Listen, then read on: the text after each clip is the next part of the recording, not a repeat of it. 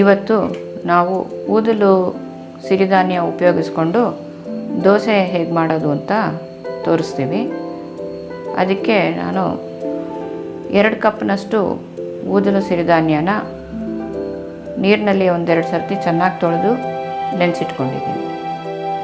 ಜೊತೆಗೆ ಅವಲಕ್ಕಿ ಅರ್ಧ ಕಪ್ಪು, ಸಬ್ಬಕ್ಕಿ, ಬಿಳಿ ಸಬ್ಬಕ್ಕಿ ಬರುತ್ತಲ್ಲ ಅದು ಅರ್ಧ ಕಪ್ನಷ್ಟು ಚೆನ್ನಾಗಿ ತೊಳೆದು ನೆನೆಸಿಟ್ಕೊಂಡಿದ್ದೀನಿ. ಇದು ಅವಲಕ್ಕಿ ನೆನೆಸಿಟ್ಕೊಳ್ಳುವಾಗ ಚೆನ್ನಾಗಿ ತೊಳೆದು ನೀರು ಹಾಕಿದ್ಮೇಲೆ ಫ್ರಿಜ್ನಲ್ಲಿ ಇಟ್ಕೊಂಡು ರುಬ್ಕೊಳ್ಳೋವಾಗ ತಗೊಂಡು ರುಬ್ಕೊಂಡ್ರೆ ದೋಸೆ ಚೆನ್ನಾಗಿ ಗೂಡಾಗಿ ಬರುತ್ತೆ. ಉದ್ದಿನ ಕಾಳು 1/4 ಕಪ್ನಷ್ಟು, ಇದು ಹೊಟ್ಟು ತೆಗೆದಿರೋ ಉದ್ದಿನ ಕಾಳು ಬರುತ್ತೆ, ಅದನ್ನು ನಾನು ಉಪಯೋಗಿಸಿದ್ದೀನಿ. ಉದ್ದಿನ ಬೇಳೆ ಬೇಕಾದರೂ ಉಪಯೋಗಿಸ್ಕೋಬೋದು. 1 ಚಮಚದಷ್ಟು ಮೆಂತ್ಯ, ಇದೆರಡನ್ನು ತೊಳೆದು ನೆನೆಸಿಟ್ಕೊಂಡಿದ್ದೀನಿ. ಇದು ಸುಮಾರು 5 ರಿಂದ 6 ಗಂಟೆಗಳಷ್ಟೊತ್ತು ನೆನಿಬೇಕು. ಆ ನಂತರ ರುಬ್ಕೋಬೇಕಾಗತ್ತೆ.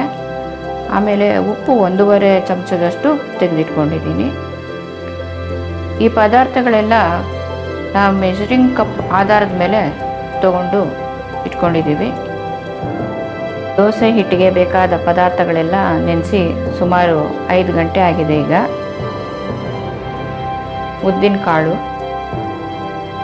ಸಬ್ಬಕ್ಕಿ, ಗಟ್ಟಿ ಅವಲಕ್ಕಿ, ಊದಲಕ್ಕಿ, ಮೆಂತ್ಯ ಇದೆಲ್ಲ ಚೆನ್ನಾಗಿ ನೆಂದಿದೆ ನೋಡಿ. ಇದಕ್ಕೆಲ್ಲ ಸುಮಾರು 1ಕ್ಕೆ 3ರಷ್ಟು ನೀರು ಹಿಡಿಸಿದೆ ನೆನೆಯೋಕ್ಕೆ. ಈಗ ಇದನ್ನೆಲ್ಲ ರುಬ್ಕೊಳ್ಬೇಕು. ಮೊದಲು ಅವಲಕ್ಕಿ ಹಾಕಿ ಅದು ನುಣ್ಣಗೆ ರುಬ್ಕೊಂಡಾದಮೇಲೆ ಅದಕ್ಕೇ ಮೆಂತ್ಯ ಹಾಕಿ, ಅದು ನುಣ್ಣಗಾದ್ಮೇಲೆ ಸಬ್ಬಕ್ಕಿ ಹಾಕಿ, ಅದು ನುಣ್ಣಗಾದ್ಮೇಲೆ ಉದ್ದಿನ ಕಾಳು ಹಾಕಿ, ಕೊನೆಯಲ್ಲಿ ಊದಲಕ್ಕಿನ ಹಾಕಿ ನುಣ್ಣಗೆ ರುಬ್ಕೋಬೇಕು. ಇದು ನುಣ್ಣಗಾದ್ಮೇಲೆ ಉಪ್ಪು ಹಾಕಿ 1-2 ಸುತ್ತು ತಿರುಗಿಕೊಂಡ್ರೆ ಚೆನ್ನಾಗಿ ಉಪ್ಪು ಹಿಟ್ಟಿನಲ್ಲಿ ಕಲ್ತ್ಕೊಳ್ಳುತ್ತೆ. ದೋಸೆ ಹಿಟ್ಟು ರುಬ್ಕೊಂಡಾಗಿದೆ. ಹಿಡಿಸೋಷ್ಟು ಮಾತ್ರ ನೀರು ಹಾಕ್ಕೊಂಡು ಹೀಗೆ ಗಟ್ಟಿಯಾಗಿ ಹಿಟ್ಟನ್ನು ರುಬ್ಕೊಳ್ಬೇಕು. ಅವಲಕ್ಕಿ ಹಾಕಿರೋದ್ರಿಂದ ಹಿಟ್ಟು ಹುಳಿ ಆದಮೇಲೆ ಸ್ವಲ್ಪ ತೆಳುವಾಗುತ್ತೆ. ಆದ್ದರಿಂದ ದೋಸೆ ಮಾಡೋದಕ್ಕೆ ಮೊದಲು ನೋಡಿಕೊಂಡು ಸ್ವಲ್ಪ ಬೇಕಾದರೆ ನೀರು ಹಾಕ್ಕೊಳ್ಬೋದು. ಹಿಟ್ಟನ್ನು ಹೀಗೆ ದೊಡ್ಡ ಪಾತ್ರೆಯಲ್ಲೇ ಹಾಕ್ಕೊಳ್ಬೇಕು. ಚಿಕ್ಕ ಪಾತ್ರೆ ಆದರೆ ಹಿಟ್ಟು ಹುಳಿ ಆದಮೇಲೆ ಉಬ್ಬಿರೋ ಹಿಟ್ಟು ಪಾತ್ರೆಯಿಂದ ಹೊರಗಡೆ ಚೆಲ್ಲುತ್ತೆ.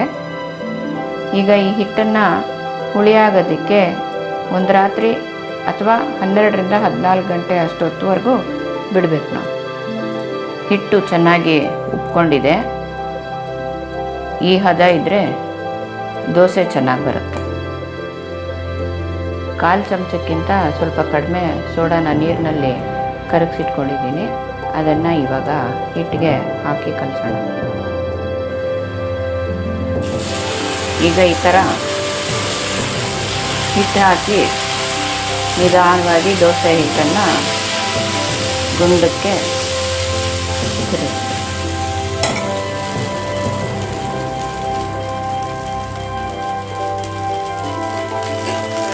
ಈಗ ದೋಸೆ ಆಗಿದೆ. ತೆಗೆದು ತಟ್ಟೆನಲ್ಲಿ ಇಟ್ಕೊಳ್ಳೋಣ.